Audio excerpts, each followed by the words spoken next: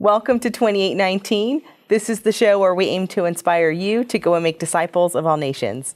I'm Sandra Dimez. And I'm Krista Bontrager, and this is the television outreach of Reasons to Believe, a viewer-supported ministry where science and faith converge. And we hope that as you're watching, you'll just take some of what you're hearing today, and it'll really help you to step out and share your faith with others. And also, as you're watching today, be sure to take a moment to get connected with us on social media. You'll find some pretty fun posts that Sandra and I are putting there on Facebook, Twitter, Instagram at 2819 Show. Yeah, we'd love to hear from you. But first, we're going to do a quick rundown of what you can expect on today's show. So in our Nexus segment, RTB visiting scholar Ken Keathley will discuss the question, do the creation accounts in Genesis 1 and 2 contradict each other? That's a very common question, not just among non-believers, also Christians have that question as well. Then in Culture Talk, Sandra and Hugh will talk about the soulishness of animals. And I hear you have two very special guests. I do. They're kind of small, but we'll have to wait for that. But in our Give and Take segment, Jeff will talk about the question, if the heavens declare the glory of God, then why are there so many scientists who are atheists?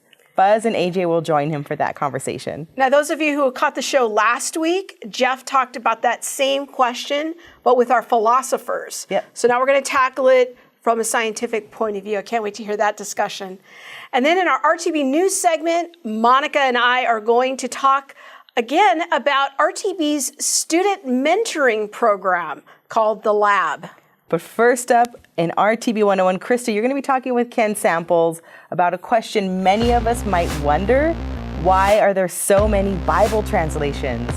So many. Let's take a look. Now it's time for RTB 101. This is the segment where we talk about practical questions to help equip you to share your faith with your friends and family more effectively. And I'm here again with my colleague and fellow theologian, Kenneth Samples. Ken, we're going to talk about Bible translations. Yes. There are so many. And more coming out all the time, That's right. It seems. In the old days when we used to have Christian bookstores, which seems to have gone the way of the dinosaurs to some regard. Unfortunately. Yeah, you got just a whole wall of different translations. But I know that this can be a source of confusion among unbelievers, and especially my Muslim and LDS friends. Why are there so many translations? Why can't Christians get their act together and have just one? It's an important question. I think the way of thinking about this issue is to realize that if you look at all of these Bibles, if you look at all of these translations, they're very, very, very similar. And there are times where there's a particular thought in mind in some of these translations, like a paraphrase, maybe the Living Bible. You want something that is very, very readable. It may not be the best translation in the world in a scholarly way, but it's intended to get people, whet their appetite, get them involved. Other times, Krista, translators are thinking, I'm going to translate this word for word, whereas other times they'll say, no, let's try to capture the thought. So I think it's important to recognize that if we go back to the 3rd and 4th century, compare those manuscripts with what we have today, there's no major changes. Okay. So it's the same Bible, but there are different emphases with the Living Bible, the NIV, the NASB, etc. So when I'm trying to make sense of the Bible translation alphabet soup that's out there, Yes. So some principles it sounds like I need to know, first of all, is that the manuscripts that stand under the translations, the original languages of 3rd, 4th century. Greek, Hebrew, Aramaic, those things are pretty well established. Very well. What we're talking about is the English expression of those of those manuscripts, right? And then I think what I hear you say is we might think of them as different buckets, like 3 different buckets. We have some Bible translations that are word for word. They try to be as very literal. Very literal, okay. Then we have another bucket of kind of, how do I express the main thoughts or ideas? NIV, a good example of that. Okay. And then we have paraphrase Bibles that are more of like, how do I put it in more contemporary language? That's right. That's Okay. exactly right. Now, if you look at them, they're all faithful. If you look at them, they all correspond to the ancient manuscripts. So unlike the claim made by the Muslims and the Mormons, there is no translation that is corrupted or anything like that. Yeah, because I think that is a point of confusion among many people is, well, don't all these Bible translations prove that the Bible's been corrupted? But really, I think what I hear you saying is we've got to look a little deeper at the manuscripts, and that's the stable part. Yes, and again, we can go back many centuries, and unlike other so-called holy books, there's no major corruption. Okay, so when we think about Bible translations, tell me what your favorite is. Which one do you like to use? Well, I know a little Greek and a little Hebrew. I like a Bible that will use the biblical languages. I like study Bibles because I like information at my fingertips. I like the 1984 NIV. I like the ESV, the English Standard Version. There are a lot of good ones. You know, the King James Bible is a very good translation. Yeah. So we actually have the opposite problem to people in the ancient world. We have an abundance of good Bible translations. I know one of my favorites. I too like the NIV. I've kind of been transitioning to 2011, but my standard teaching Bible is the 1984 version. Yes. I've also discovered recently the New Living Translation. My husband and I use that in our devotions together. Interesting. Very refreshing. Really like that, especially for new believers. It's a little simpler. But Kenneth Samples, everyone, I want to invite you to check out his blog called Reflections. It's at reflectionsbyken.wordpress.com. So many thoughtful pieces there. Thank you for all you do to sow into us and help us grow. Next up, our Nexus segment, we're going to hear from our visiting scholar, Dr. Ken Keathley. And he's going to address a very common question asked by many people. Are Genesis 1 and 2 actually two different creation accounts that contradict each other? Let's check that out right now. Ken, I oftentimes hear skeptics say that Genesis 1 and 2 are two separate creation accounts that actually contradict each other. How can I respond to that? Yeah, I hear that too, where they'll say that it looked like it was just two borrowed myths that were cobbled together very poorly, and it's a sort of a Frankenstein stitched together. And one would read that or hear that taught a lot 100 years ago. One doesn't hear that today.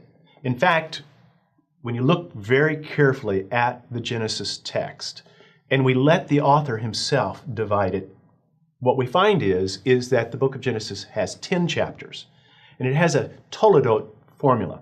These are the generations of, or this is the history of. And we find that in 10 different sections throughout the book of Genesis. And where do we find the first one?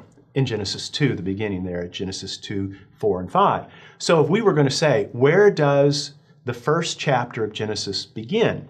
It begins in Genesis 2, 4, and 5. So that is the creation account. Well then, what is Genesis 1? It's recognized across the board among Old Testament scholars that Genesis 1 is a prologue. It is a preliminary. It operates much the way John 1, the first 18 verses of John chapter 1 operates in the Gospel of John. In fact, John's Gospel is modeled upon the book of Genesis. That's why John's Gospel begins, in the beginning was the Word, and the Word was with God, and the Word was God. He is deliberately mimicking Genesis 1:1. And what do we have? We have those first 18 verses operate as a prologue that kind of just sums up the whole narrative. And then he then tells the story of Jesus in the Gospel of John. The same thing is going on in Genesis 1 and 2. We do not have two creation accounts. What we have is the creation account of Genesis chapter 2, Genesis chapter 1 in the 7 days of creation. These are a prologue that just gives an overview. And so one is not supposed to just read Genesis 1 and then Genesis 2 and try to figure out how do we reconcile these. Is Genesis 2 the sixth day? That's really not treating Genesis 1 and 2 the way I think the original author intended for us to. We're to understand Genesis 1 the way we have it spelled out, is an overarching grand narrative that the God of Israel is not just a local parochial deity, but that he is indeed the God who created everything, the heavens and the earth. That's why in Genesis 2, you have where God is referred to in a unique way that we find only one other place in the Pentateuch, where he's called the Lord God, Elohim Yehovah. Why is he doing that? He's putting the two together. Israel's God is the God who created all things, and that is how we're to understand Genesis 1 and 2. And if you want to hear more from Ken Keathley, visit Reasons to Believe's YouTube channel and search for Ken Keathley. Now it's time for Culture Talk. This is the segment where we talk about culturally relevant topics, everything from books and films to issues that you'll come across on social media and in everyday conversations. Joining me today is astronomer Hugh Ross, and we have special guests, Yub Nub and Falkor, my little puppies. They're going to be joining us as we talk about an important question, something called soulish animals. So when we think about animals today, especially, they've kind of been elevated to like family members. And it seems like that makes sense from a naturalistic perspective if humans and animals are only different in slight ways, but there isn't a significant difference. So how can we understand animals like our furry friends, but from a Christian perspective? Well, Genesis talks about God creating three distinct kinds of life. Life that's purely physical, life that's physical and soulish, like these two creatures, and then like you and I, we are uniquely body, soul, and spirit. And so we share the soulishness with these animals. They have mind, will, and emotions, but they lack spirit. They lack symbolic capability. They lack the capacity to communicate with God. Notice that God designed these creatures to bond and relate to us, a higher species. He designed you and me to relate to a higher being, God himself, which he didn't design these creatures to do. They have no God awareness, but they're certainly aware of you. Yes, yes, definitely. So then as we think of these pets and these animals from a Christian perspective, kind of the response from maybe someone who isn't a believer is that it might seem like it's a little bit, maybe like we're disregarding animals, and because they're not exceptional, like how we say human exceptionalism, because animals aren't exceptional, then maybe Christians don't treat animals as they should. Well, Job 12 addresses that. Job says, look to the beasts of the field, they'll teach you. Look to the birds of the sky, they'll instruct you. And what he was talking about is how God designed these higher animals to teach us important spiritual lessons. I already mentioned, they were designed to serve and please a higher species. We are designed to serve and please a higher being. As our sin causes these creatures to run away from us and be afraid of us, likewise, our sin causes us to run away from God and to be afraid of him. But if you take the sin factor out, you see that we're naturally drawn towards God. Take the sin factor away, you see these creatures are naturally drawn to us. I mean, look at this little thing. I know, she loves you. Well, you're kind of like an animal whisperer, because animals tend to just gravitate toward you and flock to you, even out in the wild. So can you give just some tips on how we might build bridges between non-believers as we talk about animals and talk about our love for our furry friends? Like, how can we use this connection that we have to build bridges with non-believers? I think it's important to expose our unbelieving friends to animals that have not been abused by human beings. I like to take people out into the wilds where they can meet these animals that have had no contact with humans, and you can see how they're naturally drawn to you. They want to come to you, they want to bond to you, they want to serve and please you. And they just ask the question, where did that come from? And what does that tell us about ourselves and our relationship with God? That's the beginning. If you look at the book of Job, it gives you about 6 different spiritual lessons we can glean. Notice it takes a higher being to tame these animals. Likewise, it takes a higher being to tame us. Maybe I'm not quite high enough because I'm still trying with this one to tame her. But you've mentioned Job quite a bit, and you've actually written about this topic in your book, Hidden Treasures in the Book of Job. So can you give us some other gems from this book? Well, there's a number of scientific experiments that have been done on these animals. And namely, are they moral like we are? Numerous experiments establish no, they are not. They're not sinners. They have no response to a moral law, but we do. also experiments done on their capabilities. We alone amongst all animals have symbolic ability to develop language, mathematics. I mean, I don't think you're going to be able to teach calculus to this little creature. So. Well, thank you so much for that, Hugh. So again, thanks. And thank you, Yub Nub and Falkor, for joining us. So if you want to hear more from Dr. Hugh Ross, check out his book on reasons.org. It is Hidden Treasures in the Book of Job. Now we're going to go see what Jeff is up to with Give and Take.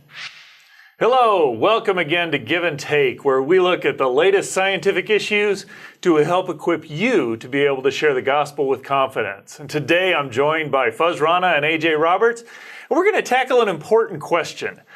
The idea that if the heavens declare the glory of God, why are so many scientists atheists? Fuzz, AJ, good to have you here today. Jeff. Thanks, Jeff. So, I kind of hear this claim where there's this kind of pervasive idea that, from the Christians, we know that from the Bible, we know that the heavens declare the glory of God, but yet it seems like all the scientists are atheists. So what do we do with this claim that if the heavens declare the glory of God, that all these scientists are atheists? Yeah, I think it's a claim that's not really substantiated by the scientists that I know. How so? Flesh that out a little bit. Yeah, so I think most of the people that I know in science, if they have a basic faith, it's just something that doesn't sort of enter into the scientific process or the discussions, and so they kind of keep their scientific work independent from their religious beliefs. And so does that mean that they may or may not be religious, but that just doesn't play into their science, or does that mean that they typically aren't religious and so they just separate the two? Yeah, I think it's that they may or may not be. Okay. And if you want to get down to how many people have a faith and how many people don't have a faith and what faith do they have, then I think maybe I might punt to somebody like Elaine Eklund, who wrote the book, Science versus Religion, and she's talking about how even people who say that they don't have a belief in God still have some sort of spiritual sense from time to time, either when they're doing their work or they're out in nature. So there's kind of a religious nature to it, even if they may claim that they don't believe in a God, if you will. For many, there are. Okay. Yeah, I think so. I mean, if you look at the survey data, depending on the discipline, but roughly about 30 to 35% of scientists will express belief in a personal God, and another 15% would express belief in a higher power. And so at most, you're looking at maybe 50% of scientists being atheists in that sense. And my experience, when you engage many of those scientists, oftentimes they will, by default, identify themselves as atheists, but they haven't really thought about. So what do you mean by default there? So in other words, if you present to these scientists evidence for God's existence from science, they would oftentimes say, that's just a theological observation. I don't think about theology. I'm a scientist. So that would kind of go to AJ's point that there's these kind of two separate realms that people almost work right. in. And a lot of times they don't think about it. But I would agree with AJ. In my experience as a biochemist, it was routine for my colleagues when I was working in university labs or in industry labs to marvel at the nature of the cell's chemistry. This is amazing. This is cool. Mm-hmm. It was almost a religious response. So, I think scientists do have that religious or spiritual orientation to nature, but they still might identify themselves as atheists. Yeah, I don't know the statistics well enough to comment on Fuzz's reference to them, but to me it seems like, sort of atheism by default is still sort of overstating the reality of my experience with my colleagues, right? I would say many of them, like Fuzz said, are philosophically just not sensitive. Mm-hmm. And if you actually start to talk to them, maybe over a break or a lunch or something, then you actually find out they're pretty agnostic. They sort of have this, I haven't really thought about it, it's not really part of my daily routine. So. Yeah, and I find that, one thing to help people like that get beyond this idea that that's theology, I just don't think about it, I just focus on science, is to start to ask them things that deal with the ultimate nature of reality. Start to ask them more philosophically oriented questions, and what do you think about this? And just to try to get them to start thinking in those terms. And I find that oftentimes they are more than willing to engage in some pretty intense, but I think open conversations about those issues. You just have to get their interest piqued. I want to come back and, that's kind of where I want to end is, what can we do to help engage or help be able to engage people well? And, it seems to me there's some of them that they just don't want to think about or haven't really thought about it much. Others who that's just a different realm. But there's also, there are a number of scientists who are just legitimate atheists, that they say there is no God. And some would claim that there's no scientific evidence. And, there's often a claim that circulates in the church, and I think we've probably made it here at RTB to some extent, that a lot of times that's just trying to avoid a personal rebellion or living in rebellion against God.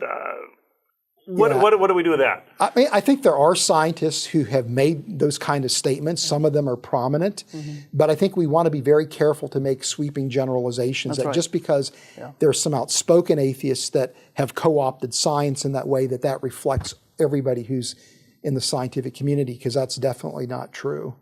Yeah, that's been my experience. There are occasional people I've run that are just rebellious or outspoken, but a lot of times it's more reflective, thoughtful, and are willing to engage in conversations with you. If you're reaching out to somebody who's a scientist or is scientifically minded, one thing that you must avoid doing is drawing conclusions with a high degree of confidence. Yes. If you say, for example, the scientific evidence indicates that God must exist, scientists will push back against that just on principle alone.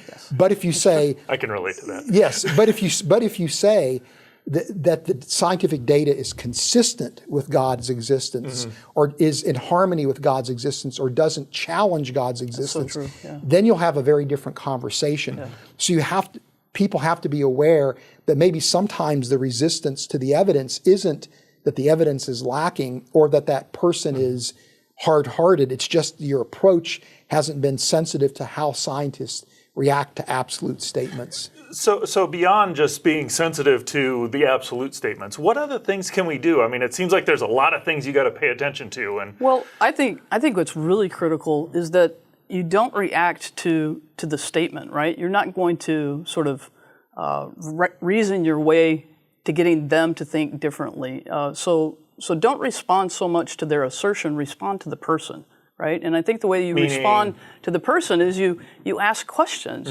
So if you're an atheist and you just made this statement that you made earlier, a very appropriate way, I think, to respond would be, well, that's really interesting. What's led you to such firm beliefs? Right? Because then I'm starting to respond to the person, and I'm going to invite them to start to articulate what's important to them. And that's going to help me understand, are they coming at this because they don't want a God that's going to tell them how to live their lives? Or have they really thought through this and they're just convinced, maybe it's a problem of evil for them and not a problem of personal autonomy, right? So it's really just kind of about building relationships with a person, if you will. Yeah. And I find that to be a tremendously freeing thing, because there's lots of reasons why people may not think about God or say God doesn't exist or just not even want to think about God. But as we engage in relationship, as we ask questions, as we explore why are they interested in God or have they thought about this, we're able to have conversations about the gospel, bring who Christ is and what the Bible has to say about things into those conversations in a way that invites conversations where we're sharing the gospel and allowing God to do the work of changing the heart. And that's what we're called to do. Now, we're going to go over to Monica to hear about RTB's student mentoring program called The Lab. Hey guys, I'm Monica Jones, and today I'm talking to Krista Bontrager. She is RTB's Dean of Education. So let's talk The Lab. Okay. This is RTB's student mentorship program. I know that you were a part of the team that kind of created this. Yeah. First, tell me, what was your passion for, just thinking about this type of program? Yeah, so one day I was online and I was reading a blog post from another ministry where a very prominent person in apologetics was actually encouraging Christian parents to adopt a strategy of discouraging their children who are interested in science from not going into science. And it really kind of broke my heart. Yeah. Like, okay, let's tease this strategy out a little bit. Like, let's say some percentage of Christian parents adopt this strategy. Where are we going to be in 5 to 10 years? And I thought, man, some of the most critical cultural conversations we're having involve scientific questions, we want Christians to be at that table. But if we haven't earned our way to the table, we're going to be left out. Right.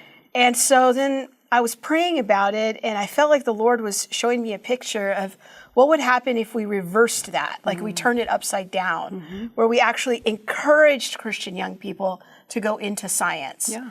And I thought, that's kind of an interesting idea. So sat down with Jeff Swearink and Katie Galloway and started brainstorming, and that's kind of part of the vision behind the lab is how can we empower and encourage Christian students to go into a high-tech field, engineering, mathematics, medicine, or science. All right, so I know students are involved in this, Yep.